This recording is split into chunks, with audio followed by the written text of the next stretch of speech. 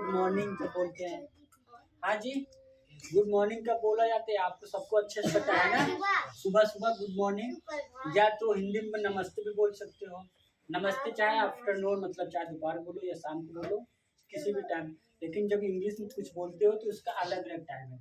Good afternoon दोपहर को और इवनिंग शाम को। और नाइट जानते हो, रात को नाइट में रात होता है तो रात को गुड नाइट बोला जाता है।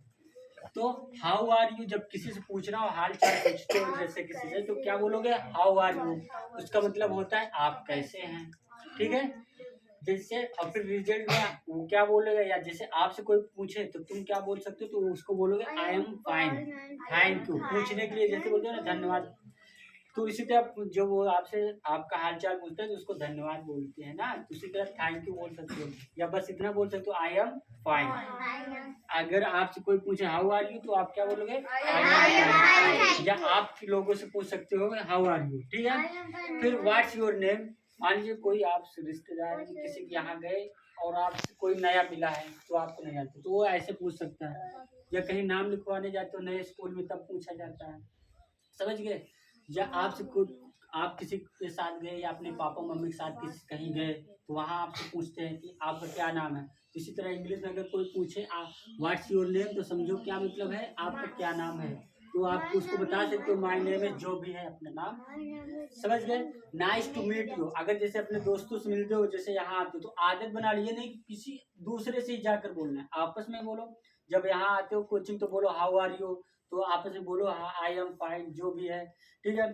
फिर जैसे अब जैसे मिलकर जाने लगी या खेलते हो आपस में, फिर घर अपने अपने जानते हो जानने लगते हो तो बोलो नाइस टू मीट यू, ठीक है, मतलब मिलकर अच्छा लगा, समझ गए। मिलकर अच्छा लगा या खुशी हुई, इस टाइप से। फिर वेयर आर यू फ्रॉम, मतलब तुम कहाँ से हो। वेयर आर यू फ्रॉम मतलब तुम कहाँ से हो। जैसे कहीं गए तो पूछते ना तुम कौन से गांव से हो, कहाँ से हो, तो बोलोगे ना आई एम फ्रॉम रसूलपुर। इसी तरह आई एम फ्रॉम रसूलपुर। जिस गांव में हो तुम वहाँ का नाम बोल देना है, समझ में आया। आई एम फ्रॉम जहाँ के भी हो वो बोल देना है। तो फिर how how old are you, मतलब तुम कितने साल के हो, ठीक है, तुम कितने साल के हो। तो तुम बोल सकते हो आई एम जितने भी साल के, आई एम जैसे 13 years old, I am 14 years old, I am 10 years old, इस टाइप जितने भी ईयर्स के तुम हो, जितने भी साल के, तो तुम उसको बोलोगे। और तुम भी उससे पूछ सकते हो हाउ आर यू ओल्ड, समझ गए, तुम कितने साल के हो, इसी टाइप। फिर क्या हुआ यहाँ पे, और कौन से कहाँ तक, यहाँ तक हुआ आई डोंट अंडरस्टैंड, मैं नहीं समझा, है ना। जब तुम कोई चीज जैसे हम समझा रहे हैं, अगर आपको नहीं समझ में आया तो बोलो आई डोंट अंडरस्टैंड, समझे। यू अंडरस्टूड, जैसे हमने बोला यू अंडरस्टूड मतलब तुम समझ गए, तो बोलोगे आई अंडरस्टूड, मैं समझ गया। अगर नहीं समझे तो I don't understood, I don't understand बोलेंगे, ठीक है, यहाँ पे फर्स्ट फॉर्म। फिर उसके बाद प्लीज रिपीट, अगर जैसे कोई जैसे बोलते हैं ना फिर से बोलो, है ना, तो प्लीज रिपीट, तो मतलब फिर से कृपया दोबारा कहिए। कोई बात आपको कोई बोला और आपको सुनाई नहीं दिया बराबर, तो आप बोलो कृपया फिर से बोलो, ऐसे बोल दो ना, तो क्या बोलोगे? प्लीज रिपीट, ठीक है, प्लीज रिपीट अगेन, ऐसे भी बोल सकते हो। और कोई तेज तेज बोल रहा है, आपको डिस्टर्ब हो रहा है, जैसे आप पढ़ रहे हो बगल में आपको कोई तेज बोल रहा है, तो उसको बोल सकते हो प्लीज स्पीक स्लोली, कृपया धीरे बोलिए, समझ गए। उसको बोलिए कि कृपया धीरे बोलिए, तो उसको हम बोलेंगे प्लीज स्पीक स्लोली, आराम से बोलो भैया।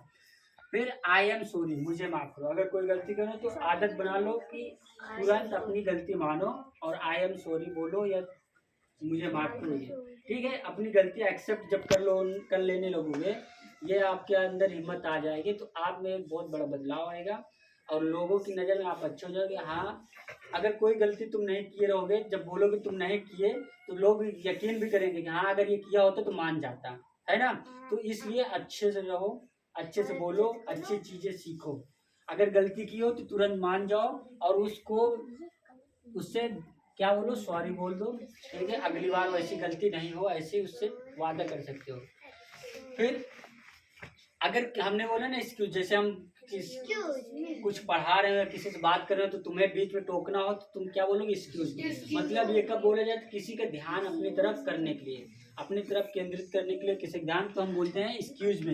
इसका दो मीनिंग है, या माफ़ कीजिएगा, जैसे डिस्टर्ब कर रहे हो ना तो माफ़ कीजिए, पहले से माफ़ी मांग रहे हो, या ध्यान दीजिएगा, ठीक है, ध्यान अपनी तरफ आकर्षित करने के लिए तो हम बोलते हैं एक्सक्यूज मी। क्या बोलते हैं? Excuse me. समझ में आया? फिर कैन यू हेल्प मी। अब किसी से अगर मान लीजिए तुम फंसे हो और किसी से तुम मदद मांगना चाह रहे हो तो कैन यू हेल्प मी मतलब क्या तुम मेरी मदद कर सकते हो। समझ गए? अगर मान लीजिए तुम्हें कोई सवाल नहीं आ रहा है तो तुम अपने दोस्त से बगल वाले से बोल रहे हो can you help me solve, can you help me solve this question, मतलब क्या तुम मेरी मदद कर सकते हो इस क्वेश्चन को सॉल्व करने में, ठीक है। तो इस टाइप से आप उसको पूछ सकते हो। फिर उसके बाद थैंक यू वेरी मच, अगर वो आपकी हेल्प कर देता है तो उसको धन्यवाद बोलो, बहुत बहुत धन्यवाद। आपको ऐसे बोलते हो ना, बहुत बहुत धन्यवाद आपको, तो उसी को बोलते हैं थैंक यू वेरी मच। क्या बोलोगे? Thank you very much. फिर योर्स वेलकम, अगर आपको कोई, जैसे आप किसी की मदद किए और आपको कोई बोले थैंक यू वेरी मच तो आप बोलो मोस्ट वेलकम, ऐसे बोल सकते हो, या तो बोल सकते हो योर वेलकम, मतलब आपका स्वागत है, ठीक है, फिर कोई दिक्कत नहीं। या इट्स ओके बोल सकते हो, इट्स ओके। समझ गए? हाँ। फिर आगे देखो व्हाट डू यू डू, तुम क्या करते हो, पूछ रहा है, इसका मतलब किसी से पूछना हो कि तुम क्या करते हो तो क्या बोलो व्हाट डू यू डू। हाँ, व्हाट डू यू डू, तुम क्या करते हो। आई एम अ स्टूडेंट, मैं एक विद्यार्थी हूँ या छात्र हूँ। क्या बोलोगे? समझ गए? मैं एक छात्र हूँ। आई एम स्टूडेंट, तो क्या बोलोगे? मैं एक छात्र। इंग्लिश में क्या बोलोगे? हाँ, समझ में आया? फिर इसमें कुछ चीजें गलत लिखा है, छात्र, तो उसको ध्यान से, हम जो बोल रहे हैं उसको ध्यान दीजिए, ठीक है। व्हाट टाइम इज इट, मतलब इस समय क्या है या समय क्या है, किसी से पूछो तो इंग्लिश में उसको बोलेंगे what time is it. What time is it मतलब समय क्या है या इस समय क्या है, इस समय तो बोलोगे इट्स 3 o'clock, जो भी टाइम रहेगा, जैसे इट्स 6 o'clock, इट्स 5:30 o'clock, इस टाइप से क्या बोलोगे। इट्स जितना टाइम उतना बहुत होगा, इट्स 5:30 o'clock, जैसे इस समय क्या है अभी, इट्स 5:28 o'clock, इट्स 5:28 o'clock। समझ में आया? इस टाइप से आप टाइम बता सकते हैं। क्या बोलोगे? इट्स 5:28 o'clock, इट्स 5:28, 5 मतलब 5:28 मतलब मिनट, 5:28। समझ में आया? फिर वेयर इज द बाथरूम, मतलब बाथरूम कहाँ है, मतलब मान लीजिए आप कहीं गए रिश्तेदार कहीं किसी के यहाँ, अब आपको वहाँ बाथरूम जाना है तो आपको पता है तो क्या पूछ सकते हो इंग्लिश से,